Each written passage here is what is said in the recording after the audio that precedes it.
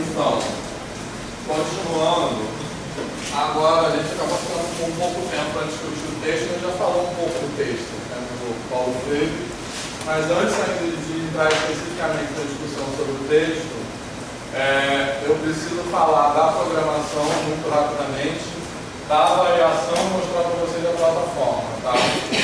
Porque essa programação, esse arquivo PDF está disponível lá, todos vocês vão receber, vão poder baixar, tá legal? Mas basicamente essa programação vai ter uma primeira parte que a gente vai discutir como se fosse aqueles textos do eixo 1, né, de política de resistências. Então a aula 1 é essa, a apresentação, que a gente vai falar um pouco de Paulo Freire, certo? E eu acho que começar por Paulo Freire é muito simbólico, né, do momento que a gente está vivendo, por isso que eu quis começar falando sobre isso. Depois do e-mail que eu mandei para vocês, eu tinha colocado o Boaventura Souza Santos na segunda aula, eu já mandei o texto dele. Só que várias pessoas falam que é muito difícil aquele texto, é verdade. Porque a escrita do Boaventura é difícil, não tem outro texto mais fácil não, tá? Então depois eu pedi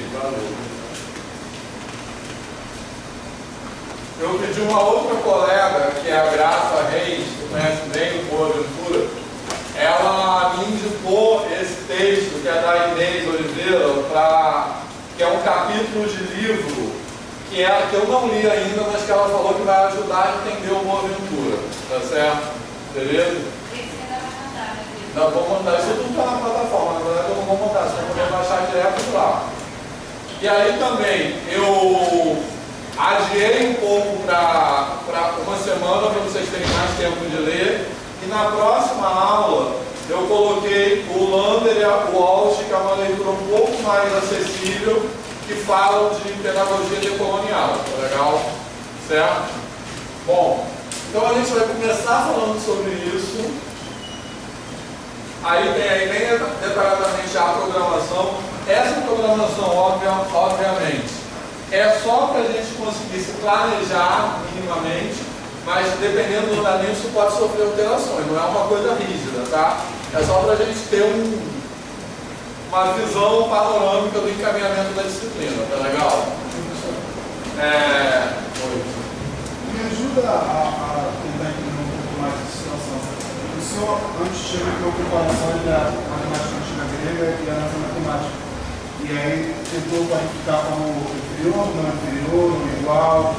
E aí eu acredito que na prática isso foi tipo o Boaventura falando sobre dilatação do tempo presente e conexão dos mais dentro de um mesmo tempo.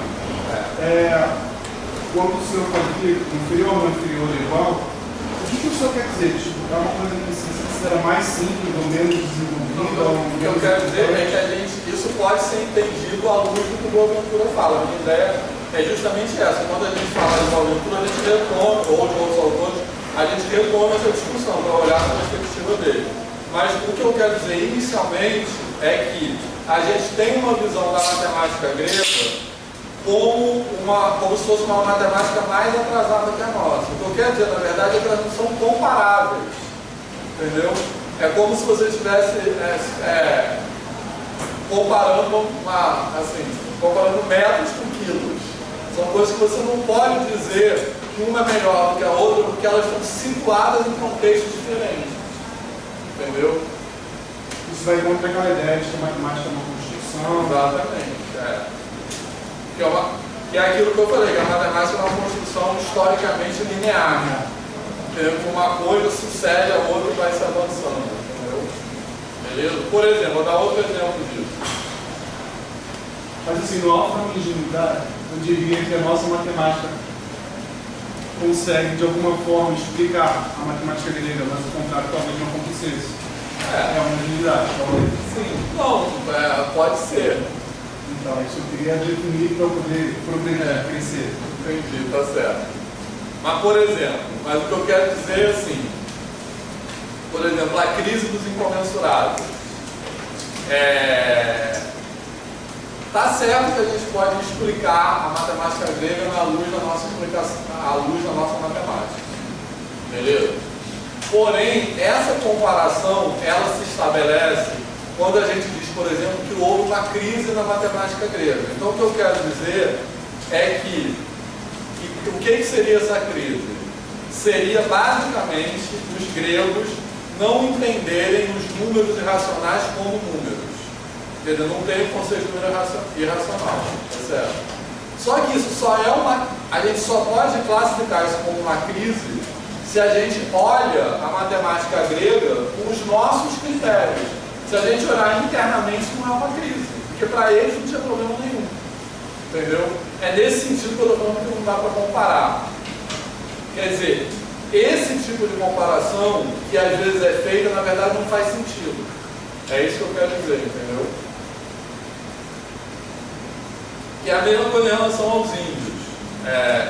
Que você fala, aquele exemplo que eu falei do homem e tal, você fala que o índio entende o rio como uma pessoa. Essa fala não faz sentido, porque você está descrevendo uma questão cultural daquele povo com parâmetros que são externos daquela cultura, né? Vou dar outro exemplo que eu acho que é legal, assim, para ajuda a discutir isso, que é assim, tem uma fala que eu vou citar de um colega, que é o Carlos Gonçalves. Ele trabalha com matemática mesopotâmica, certo? Ele é um professor da USP, trabalha com história da matemática e mais especificamente com matemática mesopotâmica. Então, ele, na verdade, é uma loucura isso, né? Tudo bem. Ele, para estudar a matemática mesopotâmica, ele aprendeu as línguas daqueles povos, certo? Que é assírio, não sei o que, babilônios, que são línguas que não tem, inclusive, nenhuma parentesco com as línguas atuais. Elas são, a tradução dessas línguas é feita por inferência, buscando similaridades. Tem muitas coisas que você não sabe como é que é o som, porque não tem obviamente não tem nenhum registro oral daquilo ali. Enfim, mas uma vez eu estava assistindo uma fala dele que ele falou assim: quando você fala das línguas mesopotâmicas, não faz sentido falar no contexto de tradução, falar na ideia de tradução, não existe tradução. Porque no início assim, você vai pegar uma frase da Mesopotâmia e vai falar assim: eu saí de casa e fui trabalhar. Porque o sentido de casa e o sentido de trabalhar eram outros, porque eram situados em outros contextos culturais, entendeu? Certo? Então você não pode. Então por isso que ele fala: eu fui estudar essas línguas, porque a única maneira de entender o que eles estão falando é da própria língua que eles falam. Porque são línguas que são tão distantes que não tem como traduzir uma coisa para outra, né? Às vezes, quando a gente fala até das línguas contemporâneas, é difícil. Às vezes você fala uma coisa em inglês que é difícil traduzir para o português. Imagina uma língua de 5.000 anos atrás, entendeu? Então é um pouco isso. Quando eu falo que não dá para comparar, é comparar nesse sentido. Agora, talvez os problemas pragmáticos que os gregos estavam resolvendo, a gente poderia resolver também, entendeu? Com a nossa matemática. Nesse livro eu poderia até dizer que a nossa matemática é mais poderosa. Mas o que eu quero colocar é essa discussão de uma perspectiva política mesmo, né? De uma perspectiva de como se produz os sentidos sobre as coisas. Então, nesse sentido, você não pode dizer que uma coisa é melhor do que a outra. Você está comparando coisas incomparáveis. Seria isso. Então, exatamente isso que eu ia chamar a atenção. Você está falando da matemática grega. É a mesma coisa da gente falar que a matemática grega é limitada porque não dá conta da discussão dos complexos. Mas isso não é um problema para eles. Exatamente. Então, eu olhar a matemática de um outro contexto histórico, cultural, a fim ela ter conta de um problema que não é um problema da época e do contexto que ela tem de trabalho e desenvolvimento, chamar essa matemática de limitada por conta disso é um paradoxo na própria fala. É a mesma coisa falar que uma determinada matemática que os ribeirinhos, os indígenas praticam não dá conta de um problema nosso. E aí eu estou avaliando a matemática dele à luz do que eu preciso. De repente, a luz do que ele precisa está dando conta. Então, essa hierarquização, na verdade, o que está chamando a atenção, eu tenho essa interpretação também, ela passa pelo paradoxo de você avaliar avaliar um problema ou uma demanda à luz de uma outra determinada cultura ou um determinado contexto. Quer dizer, basicamente, eu acho que essa frase é legal, que assim, o que é um problema para a gente não é um problema necessariamente para eles, e vice-versa. Entendeu? Eu acho que é isso. E de repente a minha mais poderosa está resolvendo os meus problemas, e a dele é mais poderosa está resolvendo os problemas dele. E até se colocar, por exemplo, esse exemplo dos índios, colocar em termos de tecnologia, essa cultura indígena é muito mais eficiente que a nossa em termos de manejo ecológico da floresta. Assim, que eles têm toda uma visão de plantio, que você vai. O branco chega lá e detona a floresta, mata aquele solo, nunca mais planta soja, e depois nunca mais consegue plantar nada, não nasce nada daquilo ali. Né? E os índios eles têm toda uma questão. Quer dizer, essa visão de mundo, ela propicia uma tecnologia vamos dizer assim, agrícola, vamos dizer, que é mais sofisticada que a nossa, na verdade. E de navegação também. De navegação, exatamente. Agora, a questão toda é a dimensão política nessa comparação. Porque quando você pega uma outra cultura, uma outra forma de se fazer, se discutir ideias, se discutir produção desses sujeitos, e você diz que não dá conta dos seus problemas, na verdade você está fazendo essa comparação é uma comparação política, de hierarquização dos saberes. Eu acho que a grande questão é essa. Então, por exemplo, eu acho que esse exemplo da agricultura indígena é legal. Por quê? Porque a gente tem a ver com uma coisa que é assim, todo conhecimento científico ele tem que ser politicamente, ele tem uma intenção política. Ele não é isento politicamente, né?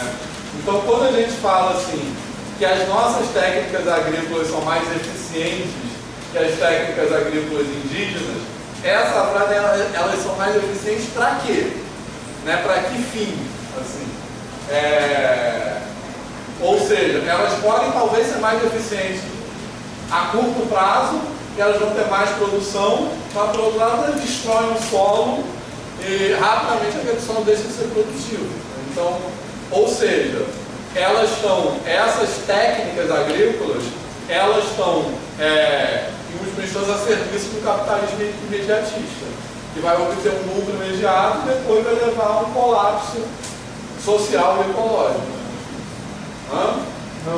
Então, é isso. A questão de colocar essa comparação numa perspectiva política, você fala, uma coisa é melhor que a outra, mas é melhor para quê? Entendeu? Essa que é a pergunta. Beleza? Tá. Então, continuando, essa é a programação do curso. Então, no começo a gente vai discutir alguns textos, tranquilo, sobre daquele eixo 1. No final, a gente vai discutir alguns textos de formação de professores, certo? Tentando, como eu falei, interpelar esses autores a partir do que foi discutido no começo. E, no meio, eu reservei 5 aulas aqui, e depois, como eu falei, isso pode mudar, que são aulas nas quais a gente vai ter debates com convidados, e esses convidados são pessoas que atuam nesses contextos. Tá legal? Certo? Então eu quero discutir educação matemática em determinados contextos de populações excluídas e subalternizadas. Então eu botei ali não são 5 não, são 4 aulas. Aí aquele ali, educação matemática em comunidades indígenas e quilombolas. Então, na verdade, eu quero convidar pessoas que não vão ser necessariamente pesquisadores da universidade, pessoas que trabalham que dão aula nesses contextos, que trabalham com educação nesses contextos. A outra, educação matemática no campo, em favelas e periferias. Depois, educação matemática em contexto de privação de liberdade, ou seja, pessoas que atuam em educação dentro de presídios, no Legase, coisas assim. Então, eu vou tentar convidar essas pessoas pessoas. Quem conhecer, inclusive, eu já estou contratando algumas pessoas que quem conhecer pode me indicar esses nomes. E, finalmente, poder de violência de gênero é LGBTQI-fobia, né?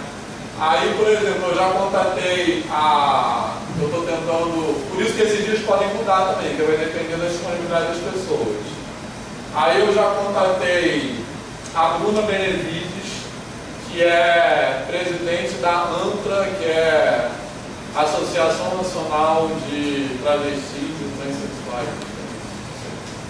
Enfim, mas que a Bruna, ela é uma mulher trans e ela coordena o curso Prepara-mente de Niterói, que é um curso preparatório voltado para travestis e mulheres transsexuais, certo? Beleza? Então, o qual a gente também já trabalhou, né? Então, qual é o sentido que adquire educação matemática quando a gente está ensinando matemática nesses lugares, nesses contextos, beleza? Então, essas 4 aulas aí são aulas de debate. Tá legal? Ok? Essa aula 14, essa tem muita referência aí, mas essas referências, cada um desse negócio é um livro, tá? Mas eu não quero que vocês leiam esses livros inteiros não, porque são livros que falam, eu vou falar disso em seguida na avaliação, são livros que falam do contexto atual. Então são livros que falam de escola sem partido, de novo ensino médio, etc. Então o que eu vou querer, que um dos trabalhos da disciplina vai ser que cada um escolha um capítulo desse livro e faça uma resenha desse capítulo, que a gente faça um debate na aula em cima dessas resenhas, certo?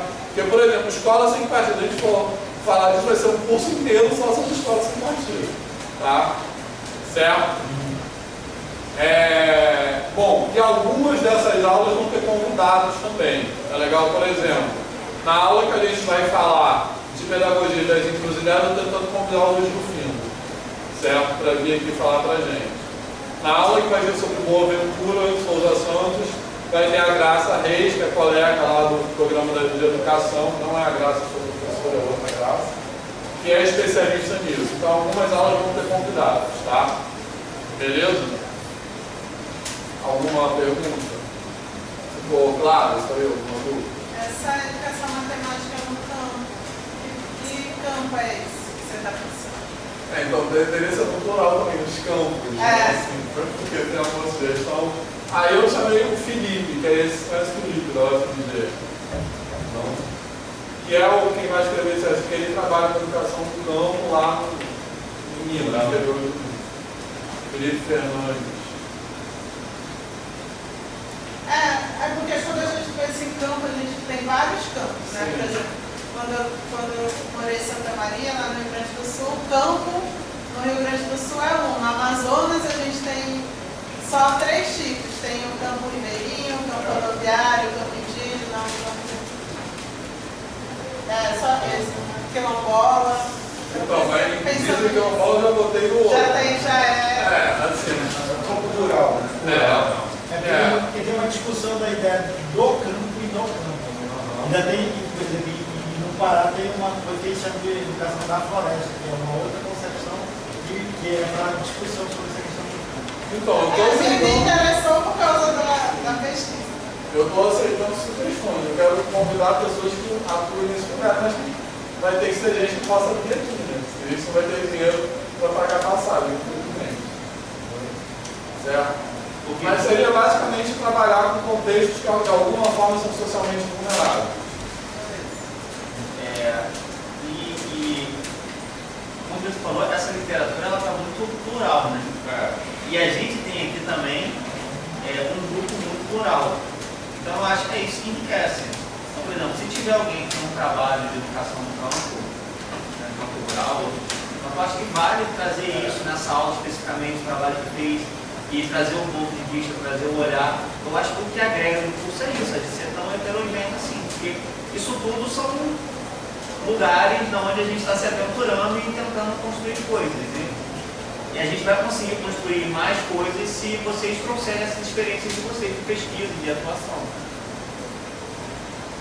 Então não espere que a gente responda o que ele responda sobre qualquer coisa de educação no campo. Não é nossa área de expertise, mas isso está dentro de um contexto sobre discussões políticas nas quais a gente está interessado. Se vocês trouxerem isso para a gente, vai ser muito bom. Não, mas a ideia não era não assim, responder, mesmo que a gente possa discutir. Isso. Pensar sobre. Sim. Agora, esses contextos aí tem muita coisa, né? Sim. A gente não vai dar conta de tudo. Mas eu acho que é importante a gente ter algumas discussões dessa perspectiva. Que eu elenquei aqui alguns. Tipo assim, indígena e quilombola, não pode deixar de ter, eu acho. Favela, não pode. Como é que é dar aula numa escola pública dentro de uma favela dominada pelo tráfico, pela milícia? Acho que não pode deixar de ter essa discussão do ponto objetivo dessa disciplina. Né? Bom, agora eu queria falar rapidamente sobre os trabalhos. Eu botei ali 6 trabalhos, sendo que o principal é o 6º. O trabalho principal da disciplina é o 6º. Então, na verdade, é que os trabalhos, a ideia é que os trabalhos de 1 a 5 formem uma nota e o trabalho 6 forme uma outra nota e que seja a média aritmética dessas duas. Tipo, o trabalho 6 é mais importante. O trabalho 1 a 5 são mais locais. Oi? Muito trabalho. Não, você vai ver, eles são pequenos. Não é, porque esses aí são pequenos, ó. Esse aí é uma resenha crítica de um texto a escolher dentre aqueles da primeira aula, que estão elencados ali. Então, alguns são individuais, alguns são em grupo, tá? Certo? Então, esse aí, uma resenha crítica com no máximo 3 páginas. Então não é uma coisa absurda, tá? Sobre um desses 3, cada um individualmente vai escolher um texto desse e vai entregar essa resenha. Naquele prazo, os prazos também são negociáveis, certo? Bom, o trabalho 2 é a apresentação oral e é em grupo. E aí eu já queria falar dessa questão dos grupos, certo? Eu queria dividir a turma em 6 grupos. E eu queria que a gente vai ter 3 trabalhos em grupo. E eu queria que esses grupos fossem mais ou menos estáveis. Eu acho que assim fica mais fácil de organizar os trabalhos. Então, tem mais ou menos 20 pessoas aqui, certo? E eu acho que talvez tenha gente que chegue ainda. Então, vamos pensar em grupos de 4 pessoas. Beleza? Por que são 6 grupos? Porque esse trabalho 2 é para as aulas 7 e 8. As aulas 7 e 8, em cada uma dessas aulas, eu estou indicando 3 textos de referência, certo? O primeiro, na aula 7, são textos que falam de currículo de perspectivas bem diferentes. Uma da Vera Candô, outra da Beth Macedo e outra é da Maria Luísa Susequinte, da Unirio. Então, eles falam de teorias de perspectivas diferentes. Como eu falei, essa disciplina ela vai passar por muitos lugares, tá? Então a ideia nessa aula é que cada grupo fique responsável por um desses 3 textos. É só uma apresentação oral, não precisa ter trabalho escrito. Cada grupo vai ficar responsável por ler esses 3 textos e promover um debate. Então, tipo assim, no caso aí são 3 grupos. Aí no começo cada grupo fala meia hora de cada texto e depois a gente debate. Tá legal? E os outros 3 grupos vão ficar com esses 3 textos que são para a aula seguinte. Então por isso que são 6 grupos. Ficou claro isso? Não? Então 6 grupos, cada grupo vai escolher um texto desses e aí a gente depois vai pensar como vai ser a escolha desses textos. Eu estou pensando em sortear.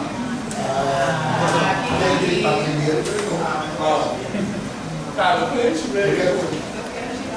Tá. Bom, esse é o trabalho 2. O trabalho 3 e o trabalho 4 são relatos reflexivos. Um individual e outro em grupo. Tá legal?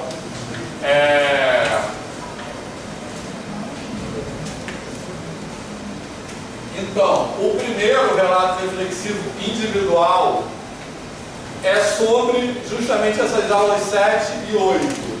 e eu não botei limite de página, né? Tem que fazer ele não. Mas pode ser pequeno, eu posso botar um limite, 3 páginas, não é para ser uma coisa. A ideia é que esses trabalhos não sejam coisas muito trabalhosas, porque o trabalho 6, como eu falei, é o principal, tá? Então, a ideia do trabalho 3 é assim, a gente vai ler aquela literatura que fala de currículo e que fala de matemática problematizada, certo? E esse relato reflexivo é que vocês escrevam uma coisa, não precisa ser em linguagem acadêmica, pode ser inclusive em outras formas de expressão, pode ser um poema, pode ser desenho, pode ser filme, pode ser gravar, vocês falando uma coisa, uma performance multimídia, beleza? Pode ser um relato reflexivo bem livre, respondendo a pergunta, como isso me afeta como sujeito e como docente, tá legal? Ou seja, eu quero que vocês digam como essas leituras estão afetando vocês mesmos. O que isso me provoca? O que isso me faz pensar sobre a minha prática? E como pessoa também, tá? E aqui a mesma coisa, aí esse vai ser em grupo, e esse trabalho 4 vai dizer respeito àquelas sequências de 4 aulas que são debates sobre aqueles convidados. Comunidades indígenas, quilombolas, campo, favela, LGBTfobia, etc. Beleza? Certo? Então aí eu quero também que vocês produzam um relato reflexivo em grupo, respondendo a pergunta, como isso me afeta como sujeito e como docente, e como isso pode transformar minha prática profissional. Tipo assim, eu quero provocar a reflexão que é assim, diante dessa discussão, será que isso vai me transformar como professor de alguma forma? Ou diante dessa discussão eu vou continuar sendo o mesmo professor? Tá? Não, depois de toda essa discussão continua sendo. Eu acho que não é só isso, eu acho que essa reflexão é uma forma de deixar tangível a discussão da literatura. Porque senão a gente fica discutindo a literatura pela literatura sem articular a literatura para as práticas. Então, esses trabalhos, na verdade, ele vai tudo que você tem que entregar, vai dar trabalho, mas acho que já teve uma coisa positiva aqui nos últimos cursos que a gente deu. Esse eu não vi, mas eu acho que ele está na mesma direção, abolindo prova. Um dia para ter uma prova. Porque isso aí, na verdade, já sinaliza qual é a demanda da disciplina. É uma demanda de leitura e escrita. Então, talvez, a ideia é que isso flua no decorrer das discussões e das leituras mandando a disciplina. E o que vai dar trabalho, certamente mesmo mais trabalho é o último. Então, esse trabalho 5, repara que os trabalhos de 1 a 5, eles são curtos, tá? O trabalho 2 não tem nem parte escrita, só apresentação oral, certo? E os outros que têm parte escrita, mas a ideia é que eles sejam curtos. O trabalho 3 e 4, também, na verdade, eles não precisam ser escritos, eles podem ser, como eu falei, pode ser um desenho, uma pintura, uma escultura, um poema, um filme, qualquer coisa assim, tá? Por isso que eu estou falando de relato reflexivo. Que linguagem vocês vão usar para fazer esse relato? Que mídia vocês vão usar para fazer esse relato? Você que escolhe. Tá? E o trabalho 5 é uma resenha crítica também, como eu falei. Vocês vão escolher algum capítulo, cada um individualmente, escolhe um capítulo desses livros e faz uma resenha. Tá legal? Esses livros são livros bem recentes, 2019, 2017, 2018, que falam das políticas educacionais no Brasil neste momento. Então tem coisas sobre política de cotas, tem coisas sobre escola sem partido, sobre novo ensino médio. Então cada um vai fazer uma resenha crítica de um capítulo. Eu botei até 5 páginas, pode ser menor, pode ser 2 páginas, pode ser uma coisa, sabe? Beleza?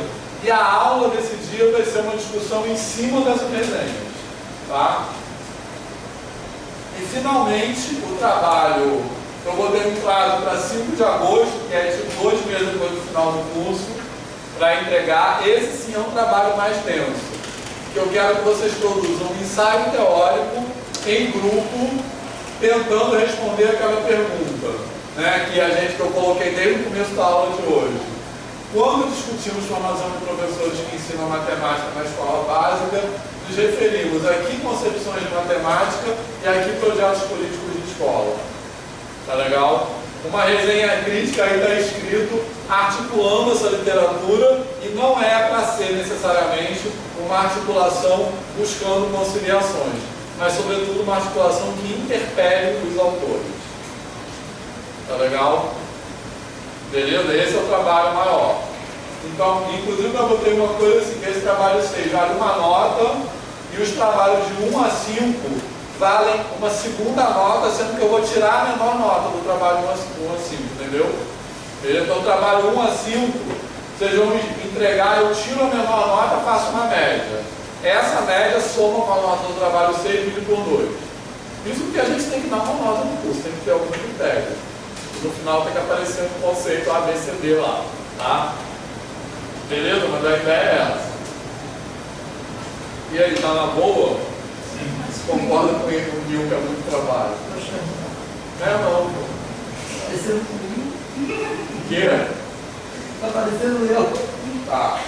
Até estava Na verdade, o maior trabalho mesmo é de leitura dessas coisas todas. E é importante uma prática, quem está começando o mestrado, a gente está começando agora, está no segundo ano, de fazer anotações sobre essas coisas. Porque às vezes você falar com aquele texto de um negócio super interessante, você vai reler tudo. Então, é interessante que você tenha as suas impressões, que o texto provocou em você, que você tenha isso anotado. Isso vai ter um fichamento ou uma outra forma de produção.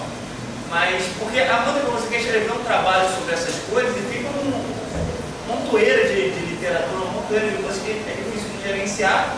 E outra coisa, a oportunidade que a gente tem de confronto de ideias aqui. Então, essa percepção, ela possivelmente ela vai ser afetada pelo confronto de ideias. Isso é um momento único, porque eu não vou ter vocês depois para anotar essas percepções sobre os textos. Né? Então, eu acho que isso sinaliza, na verdade, ao meu ver, a demanda acadêmica de leitura. E aí tem aquela coisa normativa da academia mesmo, aí não vai ter como. Na hora que fizer a produção, não vai ser uma produção do senso comum. Não que seja melhor ou pior, mas a ideia acadêmica é que tenha uma discussão com a literatura da área. Então todas essas produções vão ter que considerar a bibliografia. Beleza? Tá. Não, vocês estão achando que é muito volume do trabalho, mas acho que não é. Eu acho que o Edson falou, o maior volume do trabalho é a leitura. Não está pensando aí no que falar? Mas pode falar, gente. Esses trabalhos, eles são curtos. O maior trabalho é a verdadeira. Eu acho que eles... lendo, eles vão vir das leituras. Alguém quer dar alguma sugestão sobre esses trabalhos? Assim, algum que vocês acham que não é legal, pode falar. Não faz sentido, está demais. Cara, quer falar. Não, eu estou rindo porque na educação a gente nunca tem 5 trabalhos com uma média aritmética. Nunca tem isso. Ninguém nunca ia pensar em fazer uma média. é só na matemática. Eu falei, nossa, 5 trabalhos, faz uma média, soma com o outro. Ninguém ia pensar na coisa dessa. Teve uma disciplina aí que teve uma loucura, cada trabalho era um ponto, depois tinha uma nota ponderada, Nunca, gente. Aí a fórmula virava nota, que virava conceito. O máximo seria assim, 2 trabalhos, poderia ser um trabalho de apresentação, um outro escrito, somos 2 e pronto. É isso, no máximo 5. Mas eu acho que esses trabalhos eles contemplam um aspecto diferente da disciplina. Por exemplo, eu queria ter alguma coisa que perguntasse assim, como isso te afeta como professor, entendeu? Eu acho bacana. Eu acho que tem que ter, é melhor do que prova. Também é outra coisa que eu não imaginava, porque eu fiz um mestrado e não existe isso. Aqui tem prova? Não tem disciplinas que tem. Na pós-graduação. Sim. Mas aqui tem disciplinas que são problemáticas. Mas tem disciplinas também de todas. Todos tiveram prova? Mas agora muitas não tem. Na época que a gente fez o mestrado, todas as disciplinas tinham prova de tudo. Bom, agora deixa eu só mostrar a plataforma que a gente vai usar, só para a gente ter tempo para falar algumas coisas sobre o texto do Paulo Freire, tá? Que agora a gente tem a falar.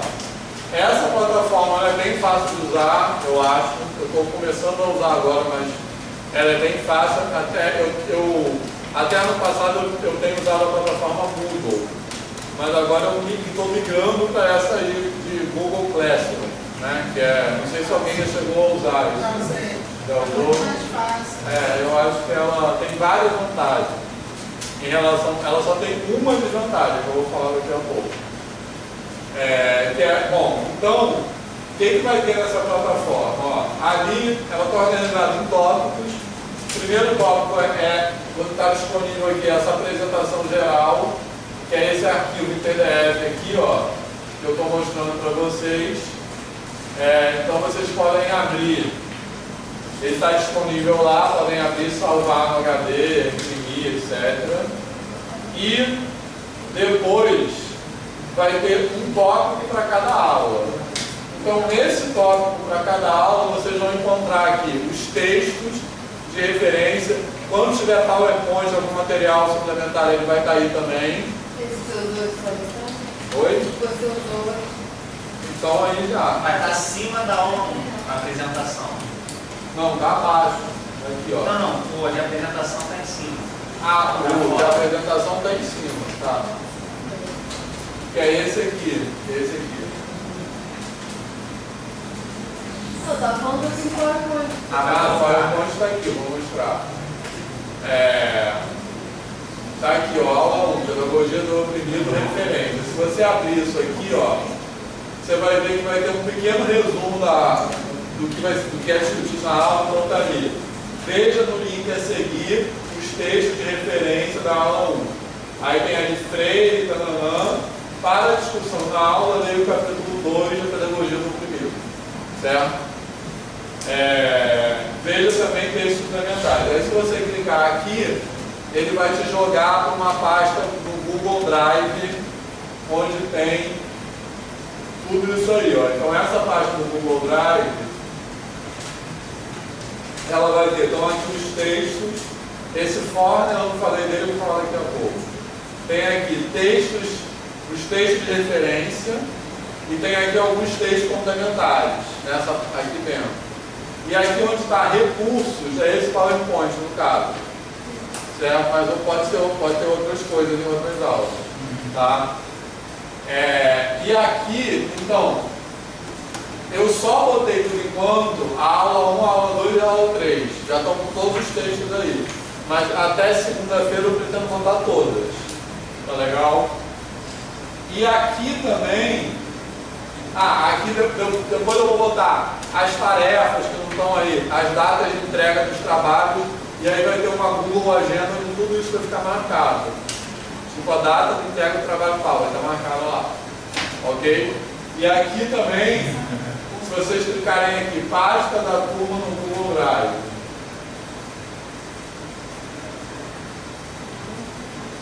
E aí, você quer que fique por aqui? Sim, vai enviar por aqui. Ó, pasta da turma do Google Drive, vai aparecer a pasta completa, que tem uma pastinha para cada aula. Certo? Então, esse link aqui, se vocês clicarem aqui, vocês vão ver a pasta total toda da disciplina. E em cada tópico ele vai jogar direto para a pasta daquela aula. Fala. Você vai disponibilizar, você vai deixar, Os vídeos vão ficar aí também. Aí na aula 1, depois vai ter o vídeo da aula 1. Entendeu? Na verdade, como eu falei, você perdeu a aula. Isso, exatamente. Ele fica no YouTube, como não listado, né, que ninguém pode ver. E aí vai estar o link para ele. Aí você clicar e vai abrir lá no YouTube. Entendeu? É super legal, né? E, bom, o que mais que eu... e as tarefas. Os trabalhos vai ser tudo para entregar por aí. Então depois eu vou botar uns links para entregar os trabalhos também. Aí vocês vão fazer o upload dos trabalhos para aí. Tá legal? Certo?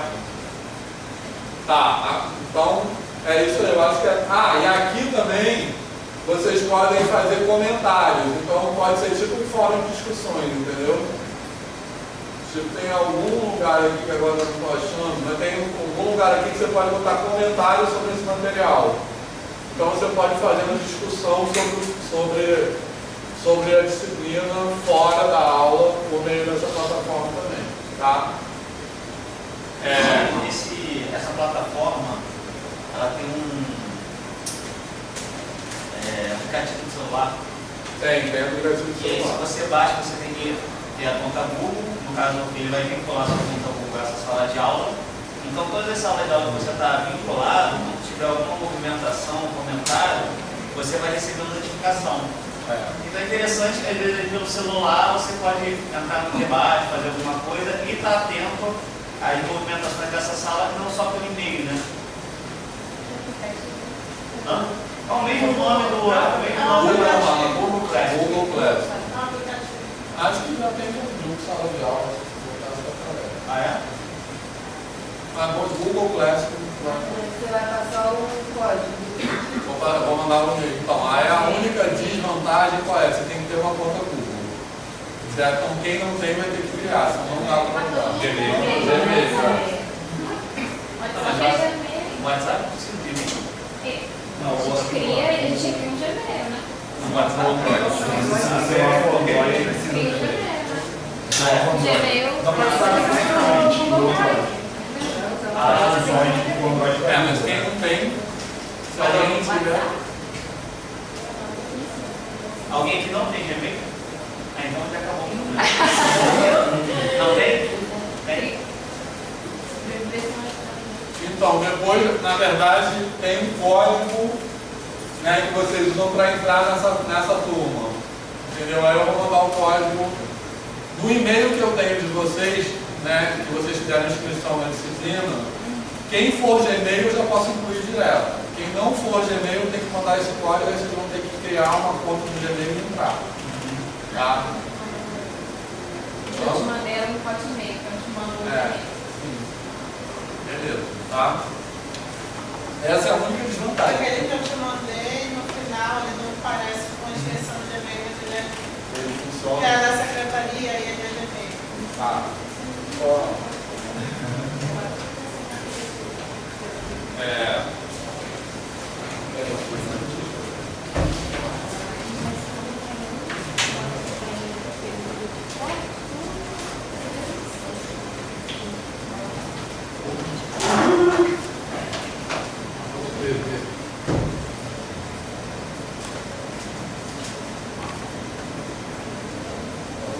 Beleza?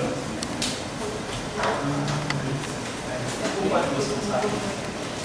Pode buscar aqui, já também aqui, deixa eu ver.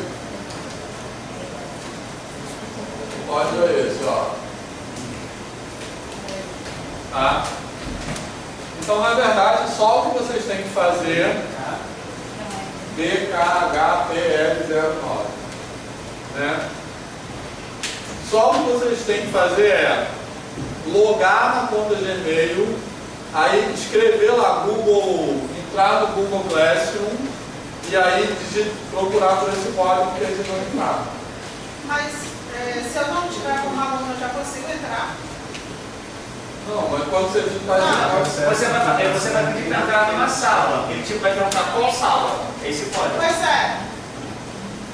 Ah, tá, beleza. Eu entro para o Google Classroom. Isso. Aí você vai entrar Porque numa sala. eu tenho algumas salas lá. Isso. Para trabalhar. Isso. Você entra lá. Mas você não vai digitar sala no curso tal, do Vitor, na UFRJ, Não, você sim. vai digitar um código. Essa aí é a tua chave para entrar na sala. Isso, exatamente. Isso aí. Certo.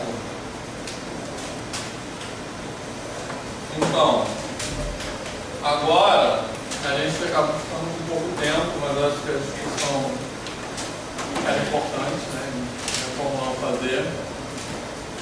Mas eu queria pontuar algumas coisas do Paulo Freire, né? Como eu falei, eu quis começar com o Paulo Freire, que eu acho que era uma coisa simbólica nesse momento, né? O ataque que está sendo feito ao Paulo Freire simboliza o grau de apologia e ignorância que nós estamos atravessando no país, que é como se fosse assim, vocês vão para aula de matemática, mas Pitágoras é proibido. Basicamente é isso que está se defendendo com esse ataque de Paulo Freire, né? Eu acho que é interessante a gente refletir, eu acho que também é uma coisa que que diz muito sobre o Brasil, o quanto o Paulo Freire é mais citado fora do Brasil do que no Brasil. A gente tem um pouco esse complexo de vira-lata, sei lá como dizer isso, né? E a gente não fica, sei lá, não reconhece muitas coisas. A gente, há pouco tempo, teve uma aluna nossa no programa, a Bruna, de doutorado, que foi fazer um doutorado sanduíche nos Estados Unidos, e as pessoas falavam sobre Paulo Freire para ela e ela não tinha leitura. Assim, não é culpa dela, que a gente não tem dele. E aí... Toda a minha formação, a gente nunca deu nem na formação inicial. Se eu não lesse lá em separado, não vai ser isso. Exatamente. Então, e lá nos Estados Unidos as pessoas ficavam horrorizadas. Como você nunca leu isso? Lá tinha uma leitura obrigatória. Tipo, recentemente tem sido divulgado essas coisas que eu nem sabia que era tipo o terceiro teórico, mais uma coisa assim, não sei, não é isso? O mais citado. Eu nem... Em tese, eu estudei não era só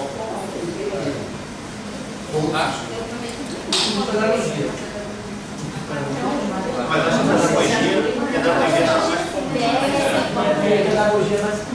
pedagogia, sim, na licenciatura, não só em matemática, eu acho que várias licenciaturas você pode fazer sem nunca ter lido. Porque Carol falou isso. Carol, quando eu mandei um e-mail para vocês, Carol mandou mensagem e fala aí, foi a primeira vez que alguém mandou ler Paulo Freire. Porque a graduação inteira não mandaram, agora eu estou no segundo ano do mestrado. É a primeira vez que É a primeira vez, eu ainda estudei em 2 instituições. Aqui em Portugal. Em Portugal passaram, foi a primeira vez que eu vi passar, mas ainda não estava na turma. Mas é isso, ele sai para ter, né? Certo. Foi. Você ficar aí? Aqui tá quentinho, se quiser ficar. Tá, então, eu acho que é uma leitura obrigatória esse livro, né, Pedagogia do Oprimido. Eu recomendei ler o capítulo 2, porque é o capítulo que ele fala mais especificamente dessa ideia de pedagogia bancária, que é a ideia clássica dele, assim, mas eu acho que vale a pena ler o livro todo, né? Eu botei várias outras obras de Paulo Freire que são, na verdade, livres, né, são de, sei lá como é que é o nome, domínio público ali na parte. Botei outros livros de Paulo Freire ali. E é engraçado, até o Milton estava falando isso. Como é uma leitura que, eu acho ela revigorante, assim, sei lá, não sei. 70. É da minha idade, né, assim, esse livro. Eu sou de 69, esse livro é quase a minha idade, como é uma leitura atual e é prazerosa, né, essa leitura, dá como se fosse um soco, assim, sei lá. Normalmente, quando a gente vai discutir um texto, eu não gosto de começar falando. Tem algumas coisas que eu queria pontuar aqui, mas eu gostaria de saber se alguém quer começar falando. Quem é que nunca tinha lido esse livro? Senão eu vou ficar com vergonha.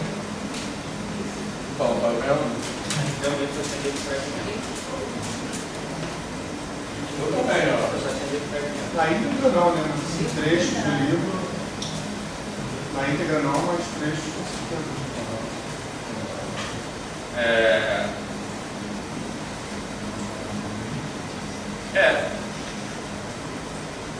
Então, como eu falei, eu não gosto de começar falando quando a gente estava na discussão do texto, mas como o tempo estava avançado, eu queria pontuar muito rapidamente duas questões que estão logo no começo desse capítulo, que eu acho que fundamentam essa ideia de pedagogia bancária, que eu acho que são bem interessantes.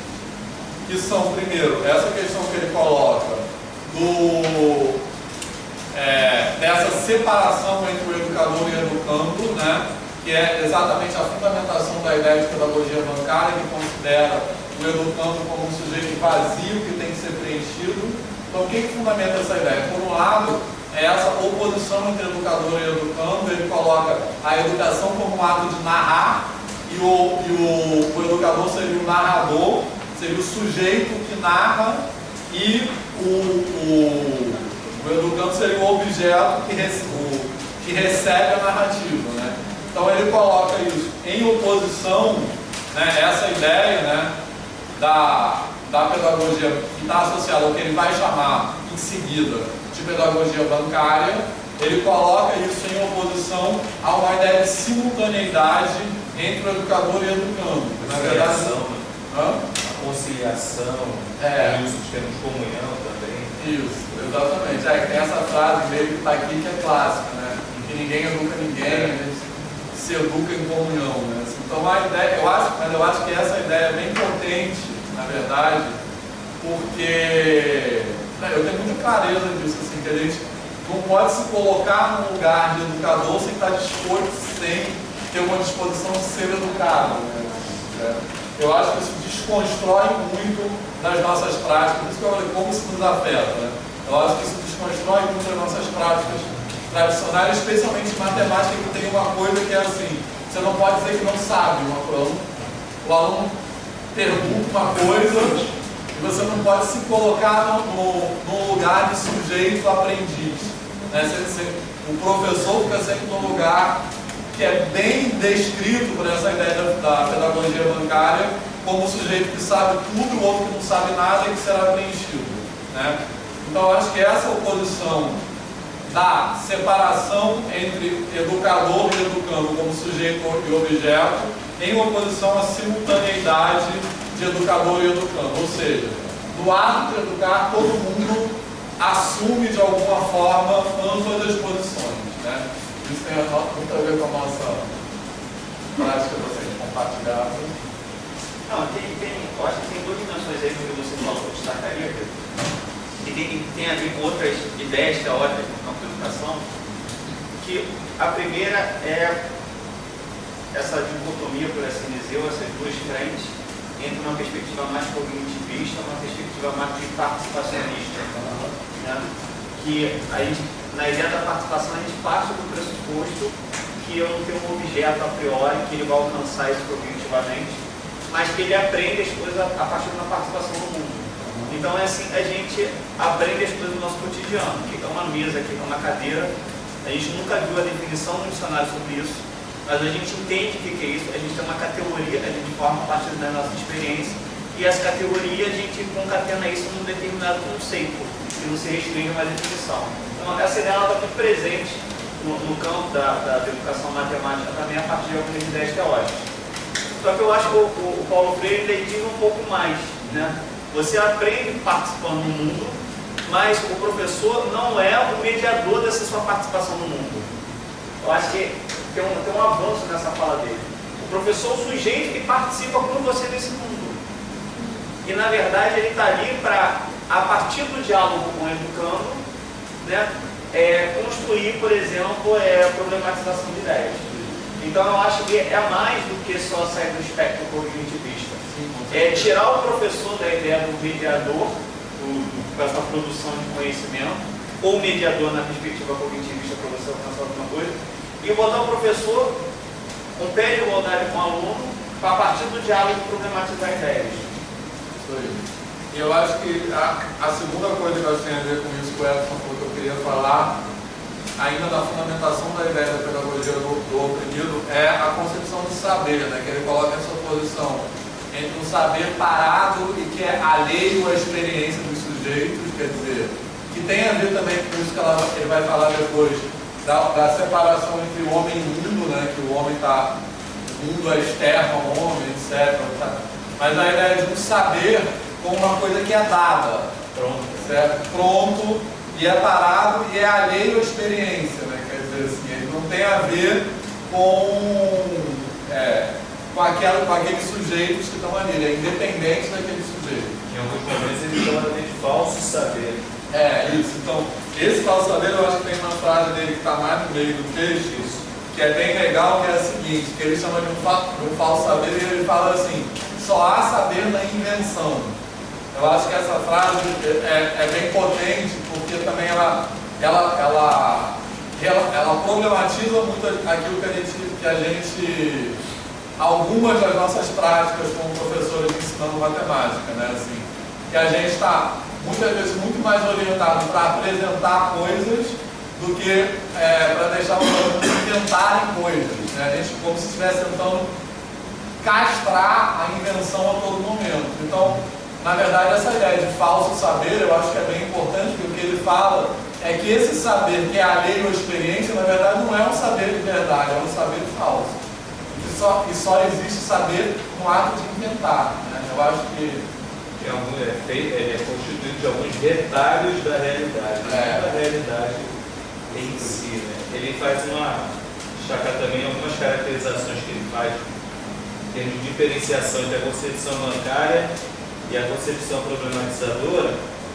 Ele considera que a concepção bancária ela assistencializa, enquanto que a problematizadora ela criticiza.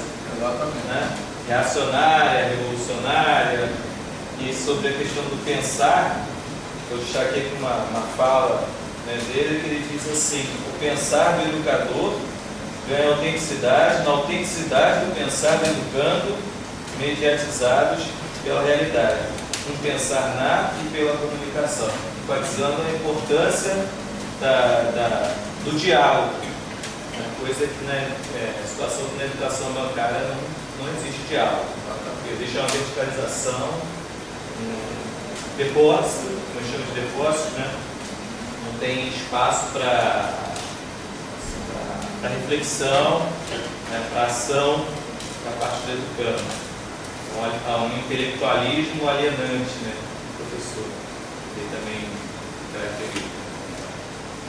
O diálogo ele tem no capítulo 3, né? Vai pegar esse texto e vai dizer que a partir do diálogo se constrói uma educação educadora. Isso.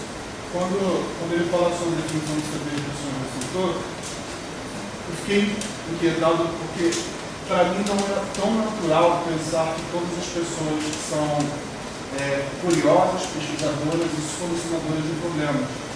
Para mim isso não é uma coisa tão natural. Não sei quanto foi para ele quanto para os senhores, mas eu não vejo todos os meus alunos pesquisadores caminhando através das dúvidas e buscando e complexando soluções através dessas dúvidas e curiosidades. Mas ele afirmou com tanta força que só existe saber perante essa motivação da curiosidade, da invenção, da reinvenção. É tão natural assim, é tão... Posso dar um segmento? Assim, eu acho que as coisas se complementam. Porque quando ele começa a falar sobre um tipo de educação, ele faz parecer que a outra ela nunca pode ser usada e não vai ser usada e ela passa a ser errada ou estão em campos inversos, assim, ou você faz uma coisa e pensa de um jeito e você é contrário a outra e vice-versa. Eu não sei se eu entendi errado, é isso que eu queria... Essa é um pouco da dimensão do individualismo. Você dá aula normalmente de segmento. Eu trabalho em sexto ao nono ano, em uma das unidades. Eu sou coordenador de área em Mesquita, então eu trabalho com todos os professores de Mesquita. Eu também trabalho com educação de jovens e adultos em todas as noites. Eu trabalho do sexto ao nono ano com educação de jovens e adultos. No município de Mesquita? No município do Rio e no município de Mesquita. Mas todos são do sexto ao nono ano. Qual é o seu nome? Felipe. Vamos falar, Alex, depois Mariana. Então, uma questão que eu acho é que a gente foi criando essa cultura. Então, quando ele diz não tem saber, e ele está reforçando isso, mas na direção da contracultura, dessa cultura que foi desenvolvida na escola. Não é assim, depois tem um outro livro que vai chamar de Pedagogia da Pergunta, e ele faz a contraposição de pedagogia da resposta. Porque a gente faz isso, né? O Vitor falou ali, para a gente é muito mais importante a resposta do que o problema em si ou o próprio caminho. Mas a crítica que ele vai fazer é isso, sim, da gente romper com esse paradigma de que compreender e receber ou dar conhecimento não é produzir ou ter saber, né? Então acho que o que ele faz é isso, ele provoca isso a todo momento. Eu concordo com esse movimento, eu concordo com a crítica dele, porque eu não concordo com a afirmação categórica de que a única via para se saber é essa. Eu não sei se chegar a concordar ou se eu consigo entender qual foi o entendimento dele. Entende isso? Tentando explicar. Eu acho que é mais assim, depois rápido, só uma. Eu acho que o que ele está falando é que não existe uma via na qual essa dimensão esteja ausente. Eu acho que é mais isso, assim. Você vê que nem. Mesmo no curso técnico, por exemplo? Eu acho que sim. Então, mas aí tem uma discussão do que Mas é aí, Maria Helena está escrevendo. Desculpa se minha pergunta é muito ingênua. Quando você falou, eu também fiquei me perguntando, porque eu trabalho com Fundamental 2 e médio. Lá no Pedro II, a gente tem o Fundamental 1, e agora a gente está começando um processo de troca. E eu já tive algumas, não agora, mas em outros momentos que eu tive interações com guiris, que eu chamo. Então, essa curiosidade que eu vejo que o Paulo Freire fala, ela é nítida nas crianças pequenas, nas crianças do fundamental. Em Brasil, a gente fica até alucinado com tanta pergunta que eles fazem, porque eles são muito curiosos. Isso ainda parece muito Eles são curiosos em por exemplo. tudo, eles são curiosos em português, eles são curiosos em matemática, eles são curiosos em tudo. E a gente repara que quando chega no sexto ano, ainda tem isso. Mas na escola, as características que ele fala aqui, e que na maioria das vezes ela é assim, a gente sente que ela acaba castrando essa curiosidade, porque se adapta, o aluno se adapta a essa coisa de ser o recipiente que está recebendo. Então, eu acho que assim, essa dúvida é justa. Eu não sei se todos os alunos, desde o início, todo estudante, ele vai ter essa coisa promovida, mas que eles têm. E a gente meio que mata isso nos alunos, isso é triste. E aí, quando ele fala da constituição bancária da outra, eu vi muito hoje na aula, quando o Vitor falou da matemática problematizada e da não problematizada, porque assim, essa educação bancária é a não problematizada que a gente faz. É aquela via de mão única, que a gente ensina o conteúdo, e a gente de vez em quando dá alguma brecha para o aluno perguntar alguma coisa, acha pouco quando ele consegue fazer algum desenvolvimento, mas que não há uma concentração o tempo todo. E a outra matemática problematizada seria ideal, né, que a gente conseguiria. Mas que eu acho que eles têm, na maioria, sim, essa curiosidade eles têm, principalmente os menores. Eles chegam na escola. Eles chegam assim, depois. Eu acho que a gente precisa levar em consideração, como o colega disse ali, que lê Freire, ele sabe que os livros de Freire é continuação. Ele dá como uma ideia de continuação, ele sempre continua em outro. Para mim, um dos melhores livros de Freire é Educação como Prática da Liberdade, não é? E ele retoma essa discussão que ele faz em vários outros. E ele fala justamente isso, o que a colega disse. Quando a gente dá na educação infantil, a gente vê um menino cheio de perguntas. E no decorrer, essas perguntas elas vão sendo banidas, porque a escola formata. A gente tem formatado e ele chega no ensino médio e ele não tem as perguntas, porque ele sabe que existe um modelo e que ele precisa se encaixar naquele modelo. E o aluno que não se encaixa naquele modelo, ele é dito como aluno rebelde. É só observar. Ele é dito como aluno rebelde, ele não consegue viver nessa escola. Ele fala que são os que estão de fora. E aí ele fala justamente, ele vai falando dos que estão de fora. Um dia desse, meu orientador me fez uma pergunta. Nós temos ensinado sempre aos que sabem. E os que não sabem, o que nós temos feito? É só a gente se perguntar, aquele aluno que mais precisa da gente, que mais precisa da escola, é aquele aluno que não se adapta a essa escola que nós temos. Porque essa escola que nós temos, ela é modelista, ela é cheia de modelo, e a universidade é diferente disso. Né? É só a gente observar os modelos, os trabalhos, as formas como se comporta, a forma como coloca, os autores que citam. Eu fui quando o Vitor aqui fala, por exemplo, Paulo Freire sofre 2 exílios. Um exílio dentro do seu próprio país, porque não foi aceito como até hoje não é aceito. Eu fui numa banca recentemente, no ano passado, em dezembro, que a pessoa que estava na banca sugeriu a menina que tirasse todas as citações de Paulo Freire. Ela sugeriu, ela intimou a menina a retirar todas as citações de Paulo Freire. Né? E eu fiquei, mas eu não estava ali para ouvir, eu estava ali para ouvir, não estava para perguntar. Mas eu queria perguntar a ela por que tinha que tirar. Né? Ela mandou tirar Rubi Alves, eu concordo com ela, né? Eu concordo, e depois ela cismou que deveria tirar todas as citações de Paulo Freire. Né? E aí a menina não perguntou por quê. E eu fiquei curioso para saber da opinião dela, embora eu saiba mais ou menos, pelo que ela escreve, por que é que ela não gosta de Paulo Freire. A gente pode até não gostar da linha da pessoa, agora a gente desconsiderar o teórico que a pessoa é, aí já vai um passo muito maior. Entendeu? Então, quando ele afirma muita coisa, que é como eu Freire, ele sabe que isso é Freire. Não é ele afirmar, embora ele tenha muita dúvida, ele tem muita afirmação. Porque ele é muito utópico. Ele trabalha principalmente acima de tudo com utopia. Quem não entendeu a utopia de Paulo Freire? Quem não sabe entender a utopia de Paulo Freire não sabe o que é Paulo Freire. Porque ele é totalmente utópico. Utópico, eu costumo dizer, até às vezes, na forma como ele fala, nos dá uma sensação de impotência. Porque tem coisas que eu leio dele que eu digo, é impossível, eu como humano, fazer isso aqui.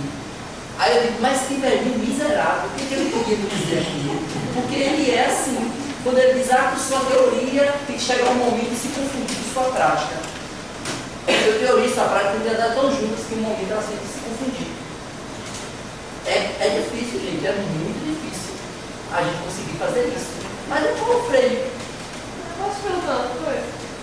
Fernanda, por que você concordava em tirar o Rubem Alves? Porque eu acho que o Rubem Alves é muito uma literatura muito sem fundamento. O Rubem Alves parte de uma concepção que não tem uma perspectiva epistemológica muito forte. Sabe? O Rubem Alves fez a vida inteira achismo. O Rubem Alves não teve muita pesquisa. O Rubem Alves teve muito achismo. É o que ele achava que era e a partir daquilo ele escrevia. Ao contrário do Paulo Freire. O Paulo Freire fez muito opinia. Ele viveu muito aquilo do que ele viveu, do que ele falou. E ele transformou, ele conseguiu alfabetizar quantos adultos em quanto tempo. Entendeu?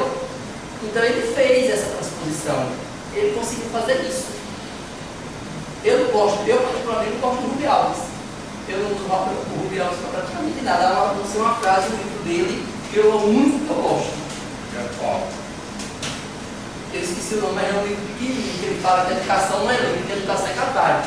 Não é que a gente precisa tratar a maternidade. Eu concordo plenamente com isso. Como é que é? Que a educação não é livre, a educação são cavalos, a gente precisa fazer maternidade. E eu senti isso quando eu peguei a Secretaria de Educação.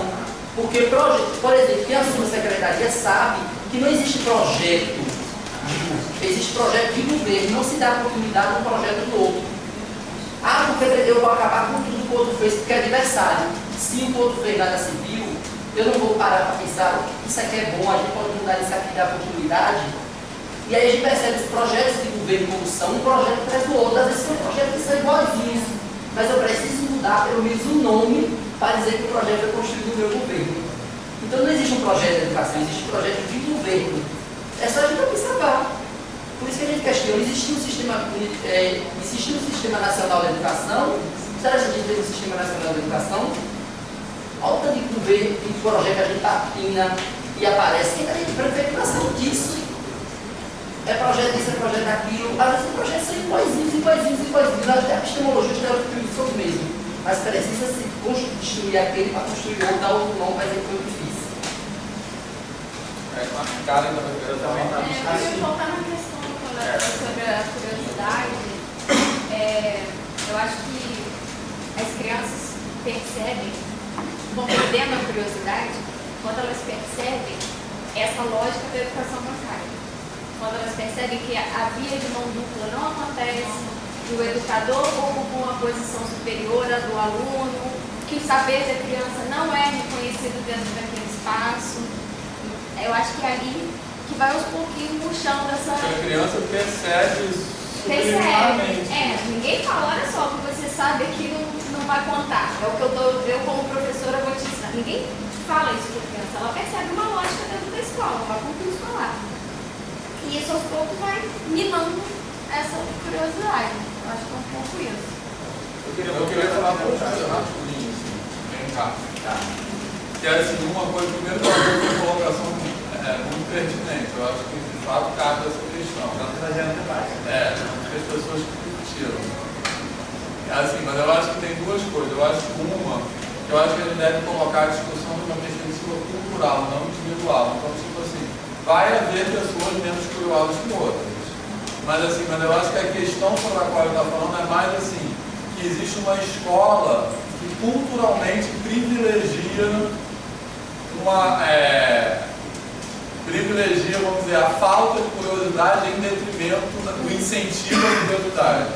Eu acho que é mais agora, vão ter pessoas que não são curiosas mesmo, entendeu? Assim, mas acho que a discussão não deve ficar muito nessa questão individual, uma questão cultural. Eu gosto de fazer uma analogia nesse sentido, que é a discussão do bandido bom e bandido morto. Que, a meu ver, porque qual é a analogia? Que é uma discussão deslocada, no seguinte sentido. Tipo assim, há pessoas de mau caráter, beleza. Mas a discussão no sentido de política é que existe uma sociedade que produz violência, entendeu? Que é uma perspectiva cultural. Então a questão não é o indivíduo. Não é assim, você vai matar aquele cara que vai resolver a questão da violência. A questão da violência tem que ser discutida de uma perspectiva não individual. Quer dizer, a questão bandido morto, bandido bom, bandido morto, surge na medida que você desloca a discussão da perspectiva individual, a meu ver. Eu acho que essa é uma questão que é importante. O que ele está falando aqui é que cultura o modelo de escola hegemônico privilegia. Tem mais essa questão da curiosidade, que às vezes a curiosidade da criança normalmente não está relacionada à matemática. Eu tenho um aluno que toca harpa. Então, assim, ele é totalmente voltado para a música e não está nem aí para as coisas da E escola. parece que a pessoa que não está aí para matemática é de alguma forma menos inteligente do que a que é boa em música. Às vezes a curiosidade está deslocada para outro setor, para conteúdo. A gente fala depois de vocês, é ruim, porque vai dando um monte de coisa que vocês falam. Eu falei que ia falar duas coisas, a outra eu esqueci, mas fala aí. Mas agora eu quero fazer um comentário muito rápido em relação a Não, você pode disse falar, agora. Essa coisa da perspectiva individual e cultural, ela me remete muito, por exemplo, ao fenômeno que a gente teve nessas eleições, sobretudo em questão em relação à violência. Então, assim, da perspectiva individual, emocional, eu tenho um filho de 8 anos. Se alguém fizer alguma coisa com o meu filho, eu vou querer reagir. Eu não sei o que eu posso fazer na hora se ele fizer uma maldade muito grande com o meu filho. Isso do ponto de vista individual, emocional. Agora, do ponto de vista global de políticas públicas, é muito diferente eu defender a tortura. Porque, no ponto de vista global, quando eu defendo alguém tem que entrar para a cadeia e falar, mas está lá, não fez coisa errada, então se não quisesse sofrer, não estava lá. Nesse ponto de vista, até o burguês que vivia, sei lá, num lugar privilegiado, esse sujeito ele vai sair de lá alguma hora. E talvez ele seja mais violento do que ele entrou. Então, do ponto de vista global, em nada contribui para uma política pública de segurança. Essa perspectiva, por exemplo, da tortura. Mas é a confusão entre a política pública e a emoção daquele indivíduo que foi assaltado naquele momento. Então, acho que a gente tem realmente que fazer. A gente é ser humano, ninguém quer ser assaltado, estou falando que a gente quer isso, mas a gente tem que pensar o quê? O que vai contribuir para eu ser menos assaltado? Então, quando discutem, por exemplo, desencarceramento, querem colocar bandido na rua. Não é essa a discussão. Vamos fazer a discussão do ponto de vista político de segurança pública. Quem contribui eu botar um cara na cadeia, um cara que fez um furto, né? Eu vou pagar, sei lá, 5 mil por mês para esse cara ficar preso e talvez ele saia mais perigoso do que ele entrou. Então, qual vai ser uma política pública que vai me trazer mais segurança quando essa pessoa estiver na rua? Será que vai deixar ele sendo lá torturado? Ou será que vai ser pensado numa medida de ressocialização? E eu acho que essas discussões, elas tangenciam muito essa coisa. Do indivíduo pensar a partir de si, da sua emoção, do que ele viveu, e ele pensar no espectro geral de política de segurança pública. Lembrei qual era a outra coisa. E assim, que eu acho que também uma interpretação do Paulo Freire fala que a meu ver é equivocada, que é assim, que essa ideia de construir o aluno, o estudante, como um pote vazio, quer dizer o quê? Quer dizer que você tem que considerar que ele traz conhecimentos. Mas isso não quer dizer que não deva ser um objetivo da escola que aquele conhecimento também se transforme.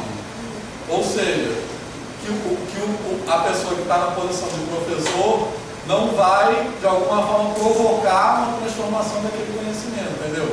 Ou seja, colocando em termos bem assim, não é que a gente vai deixar de dar conteúdo, mas que esse conteúdo não fique num lugar de opressão na medida que ele desconsidera que o aluno, até essa palavra aluno, né, muita gente não está nem mais usando, né? Porque aluno quer dizer sem dúvida.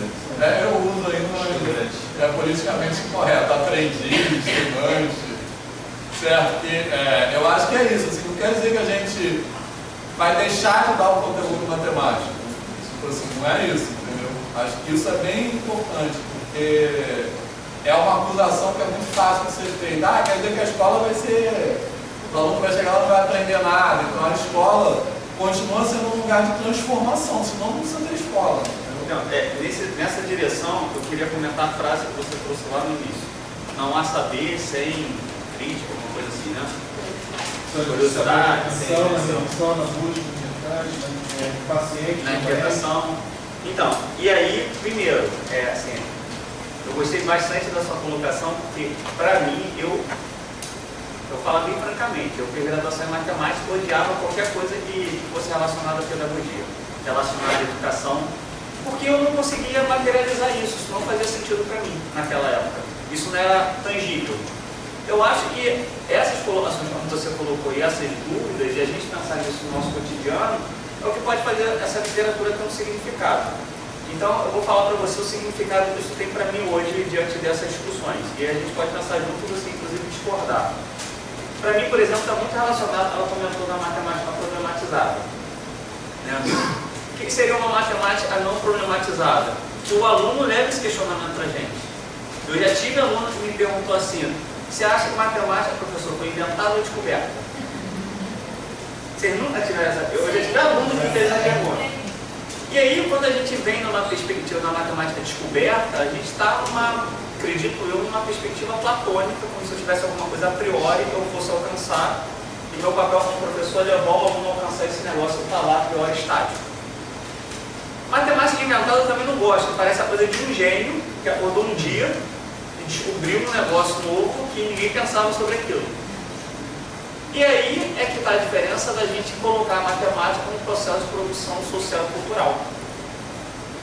E esse processo de produção, ele é dinâmico, ele é situado. E isso muda a nossa aula. Então, por exemplo, quando eu dou uma aula que eu almejo levar o aluno para alguma coisa pronta, eu pouco tenho intenção de problematizar as coisas. E eu queria dar um exemplo matemático prático de como é que eu enxergo isso. Claro que sempre quando a gente dá um exemplo prático, a gente está sendo reducionista, mas eu vou correr esse risco, tá? Então, por exemplo, você tem aqui, eu já trabalhei esse exemplo numa outra vez, acho que eu gosto muito, acho que ele é muito simbólico. Fulano comprou 2 barras de chocolate, que fração ele comeu? Fala aí, gente. Então, a gente tem um que responde assim, 3/2. Outro pode me responder 3/4. São números absolutamente diferentes. Esse problema admite as 2 respostas? Da forma que eu fiz, sim. Mas a primeira coisa, a gente tem a nossa sensação, a tua pergunta está errada. Por que a tua pergunta está errada? Porque a gente não tem a cultura de trabalhar com problemas abertos em matemática. Então aí que está a questão cultural. Porque quando eu falo, por exemplo, ele comeu 3/2, eu estou dizendo o seguinte: que fração ele comeu de 1 barra de chocolate? Ele comeu 1,5 barra. Agora, que fração ele comeu em relação ao que ele comprou? Ele comeu 3/4 do que ele comprou. Só esse problema de pergunta aberta leva ao que de fato é relevante no estudo de fração. Porque fração é comparação. Se você não discute unidade, você não está comparando. Fração é sempre de unidade, né?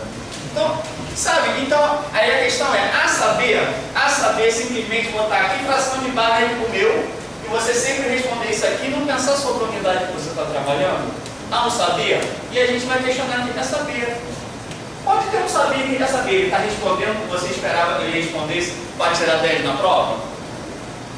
Isso é saber? É um saber técnico? E aí vai, o que é saber? Saber é problematizar as coisas, ou é fazer com que o aluno tenha respostas esperadas para tirar um 10 na prova. Então eu acho que nessa dimensão se coloca a ideia da problematização da matemática. Uma das formas, ao meu ver, de trabalhar com uma matemática mais problematizada são problemas abertos. E aí volta à perspectiva cultural, a gente não tem a cultura de trabalhar com problema aberto.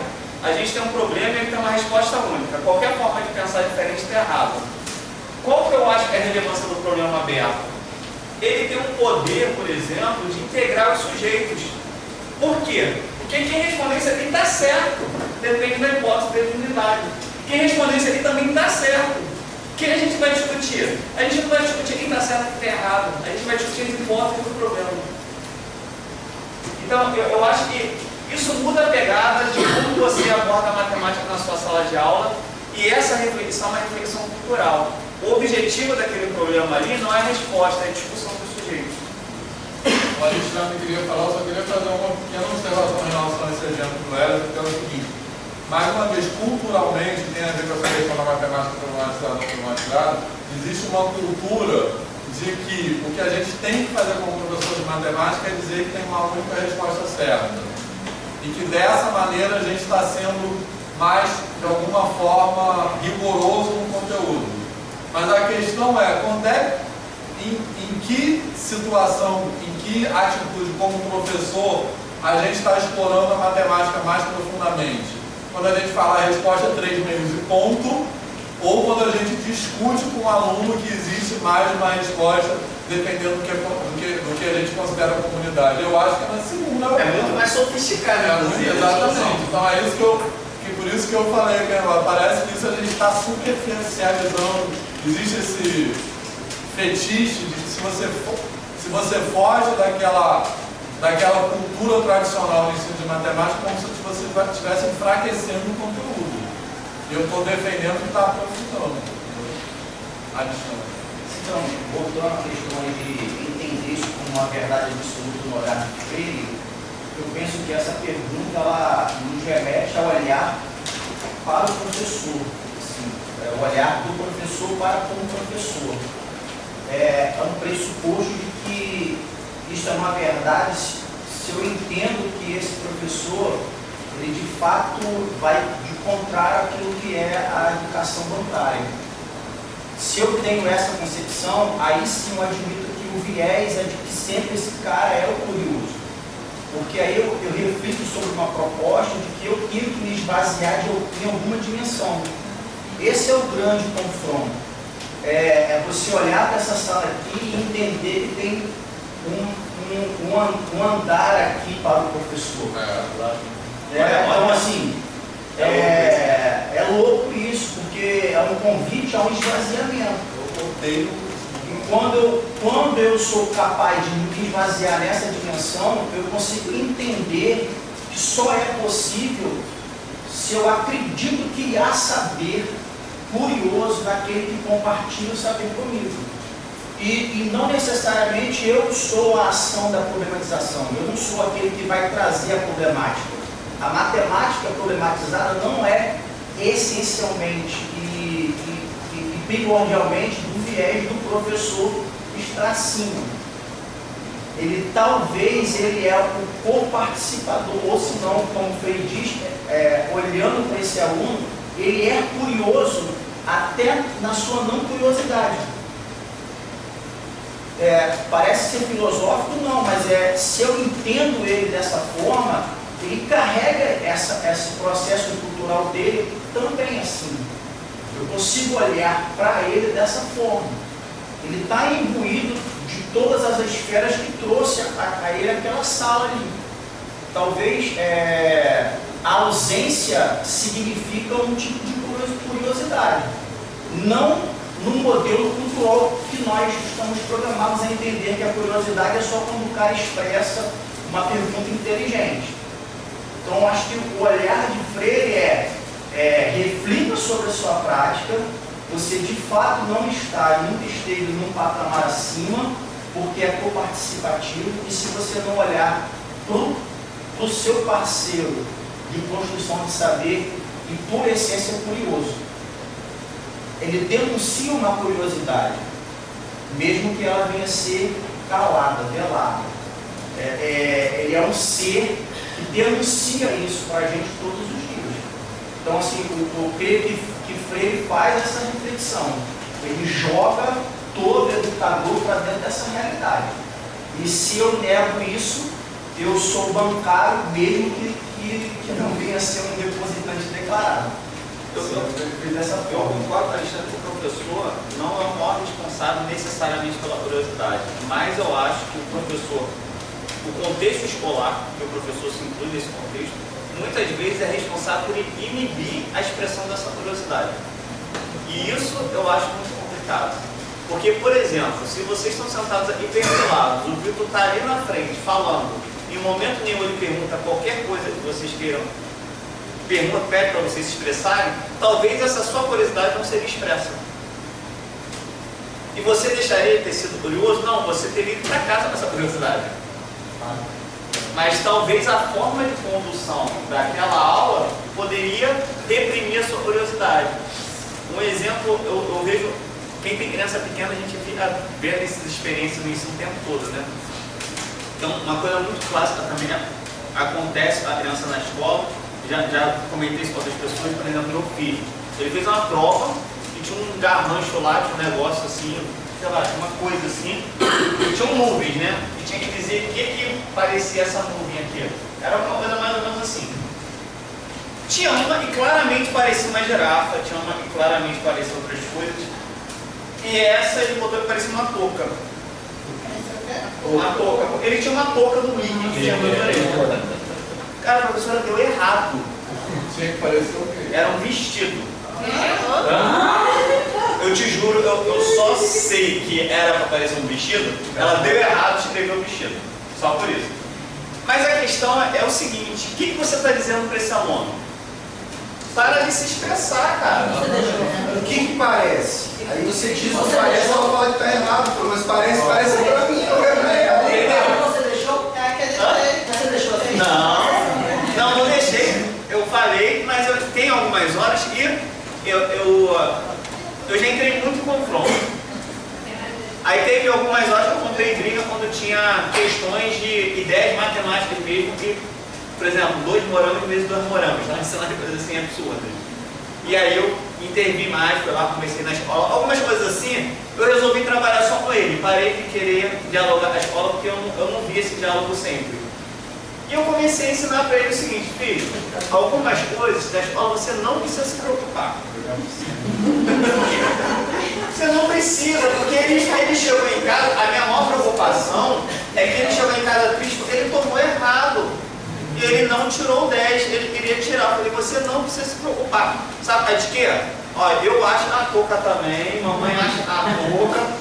Se fosse outra pessoa corrigindo, de repente você tirava 10. E aí eu comecei a ensinar para ele o seguinte, tudo que você tem que responder, que a outra pessoa quer escutar, ou que tem que ser decorado, você não precisa se preocupar, meu filho.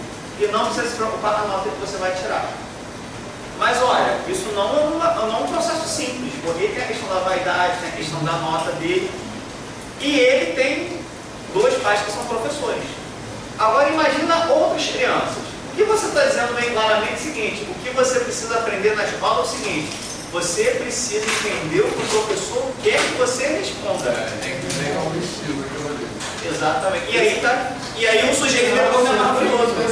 Esse exemplo já procurei outro. Agora eu vou perguntar, alguma criança falou que foi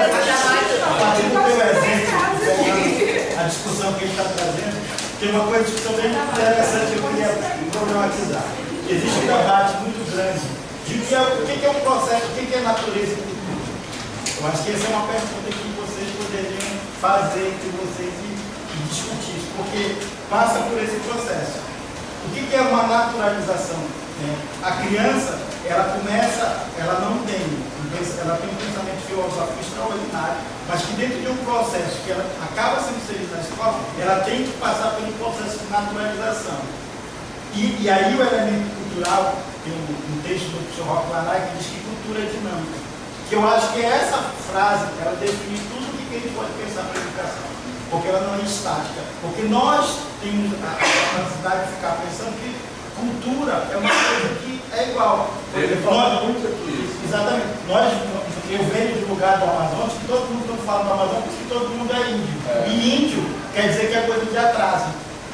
Então quer dizer, por quê? Porque culturalmente nós fomos naturalizando um processo de pensamento onde tudo que é relacionado a campo, a índio, a quilombola, refere-se a atraso. Então quer dizer, eu acho que é uma discussão que precisa ser bem discutida essa coisa. O que é o processo de naturalização do nosso pensamento? Né? Porque a gente acaba frigorificando uma forma de pensar única. Que a escola, né, como o Paulo você vai colocar isso, como padrão ideológico, ela acaba reproduzindo, né, esses modelos de pensamento naturalizados.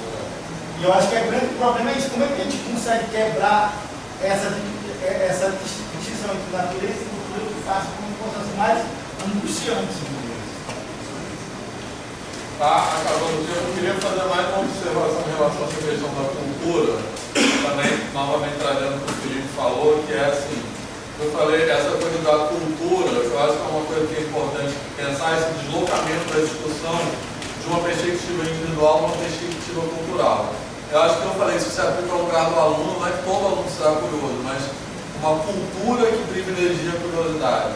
Isso se aplica também, que eu acho que tem a ver com o que ele está falando, dessa quebra, dessa naturalização também.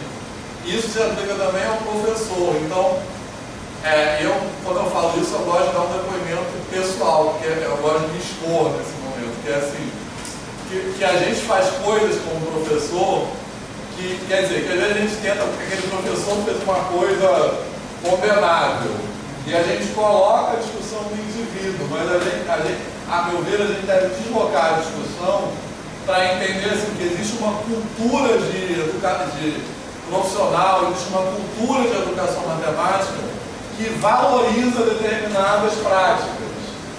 Então, por exemplo, isso que eu gosto de dar o meu exemplo próprio, que é assim, que nesses 27 anos de profissão, eu já fiz coisas que hoje eu considero execráveis. Assim. Então, por exemplo, uma coisa que eu já fiz, já falei para aluno aqui na universidade, quando o aluno trazia às vezes uma dúvida, eu já fiz de falar para o aluno que aquela dúvida ele não deveria estar na faculdade com aquela dúvida. Entendeu? Que ele deveria, que é uma dúvida assim, do ensino fundamental e tal, então que ele não poderia fazer aquela pergunta ali, que aquela pergunta é anterior à universidade. Hoje, eu considero isso uma postura antiética do professor. No entanto, como professor, 20 anos atrás eu já fiz isso. Agora, a questão é, por que eu fiz isso? Não é porque eu tinha uma má intenção como professor. É porque existia uma cultura que não só permite que isso aconteça, mas valoriza que isso aconteça. O professor, ele quer, eu acho, a meu ver, tem a ver com aquela questão do rigor. O professor professor de matemática que fala isso, ele se valoriza de alguma forma como professor. Né? Existe uma cultura que espera que o professor de matemática faça coisas como isso. Não, você tem que saber muito isso aqui, se você não sabe isso, você não pode estar aqui. Entendeu? Então, acho que essa discussão, de uma perspectiva, a meu ver, tem que ser deslocada de uma perspectiva cultural, não da perspectiva dos alunos, dos aprendizes, como das práticas dos professores. Né? Tem gente que faz isso bem intencionada. Tem gente que fala assim, ó, tais e tais coisas você deveria saber. Corre atrás aí para você não se dar mal na faculdade, é o tipo de coisa que você não vai perguntar. Às vezes a pessoa faz aquilo bem intencionada. Mas como é que o sujeito vai encarar? Ele pode entender que a universidade não é o espaço dele, porque ele ainda tem coisas. Por isso que eu falei no começo, a gente problematizar as nossas práticas, tentando pensar o que as nossas práticas produzem no sujeito, até em termos de afetos também. Né? Então acho que isso é bem o que o Ellison falou. Essa fala, o que ela pode produzir? Ela pode produzir essa ideia. Isso aqui não é lugar para mim, então. A naturalização do pensamento. Exatamente. Mas então, o que mais? É uma coisa geral que eu perguntar. Faltam 2 minutos para cada aula. Se não quiser. Mais alguém quer falar alguma coisa? Tá. Eu acho que, como consequência dessa educação bancária, é justamente os exemplos pragmáticos. O que você ensina para uma criança? Ela precisa aprender a responder o que você espera. Você ensina ela a ser um robô. Ela não tem que ser crítica, ela não tem que ser um sujeito reflexivo, ela não tem que pensar. E é justamente nesse patamar que o Paulo Freire faz a discussão educacional política. A que contribui essa educação bancária? Que sujeitos nós teremos? Eu acho que talvez esse seja um dos grandes marcos do trabalho dele, que é você assumir alguma coisa. Porque hoje em dia, talvez o problema seja a gente não assumir as coisas. Então, por exemplo, eu quando critico o David Paul, por exemplo, eu critico porque eu não estou dentro de uma perspectiva cognitivista. Então, dentro dessas premissas, eu acho que essas coisas não fazem sentido. Determinadas coisas da teoria dele, para mim, não fazem sentido. Mas eu estou deixando clara a minha perspectiva. Eu não estou dizendo que não pode ter trabalhos relevantes com esse autor. O que as pessoas tentam passar, às vezes, é uma isenção. E falar, esse autor não presta. Esse autor não presta porque eu tenho um determinado ponto de vista. Eu acho que essa é a questão. A questão é a gente assumir o seguinte: a escola é um lugar de ação política. E o que o Paulo Freire, eu acho que um grande marco do trabalho dele é estabelecer que a escola é um lugar de ação política. E que ação política, e que desdobramento político a gente tem com essa educação bancária. E talvez o nosso grande problema hoje é desconstruir isso. Porque a construção que está se fazendo hoje é: escola é um lugar de aprender as coisas, aprender um conteúdo, aprender uma técnica, formar para o trabalho. Escola não é um lugar de ter política. Mas isso já é uma perspectiva política.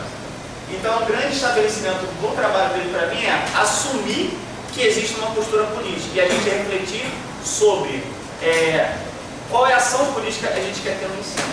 Isso aí.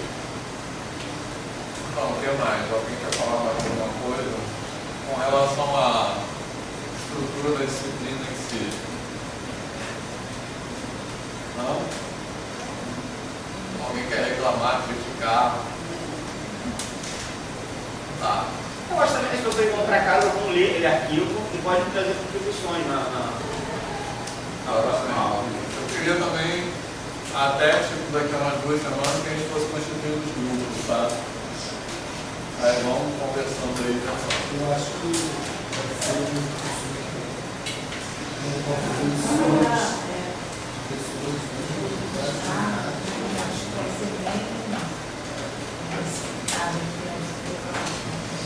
Isso aí. Também que eu peço as coisas para gente.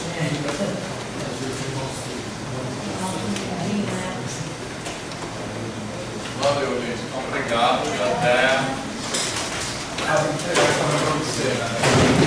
Alguém deixou de assinar a lista ou não? Uma dúvida.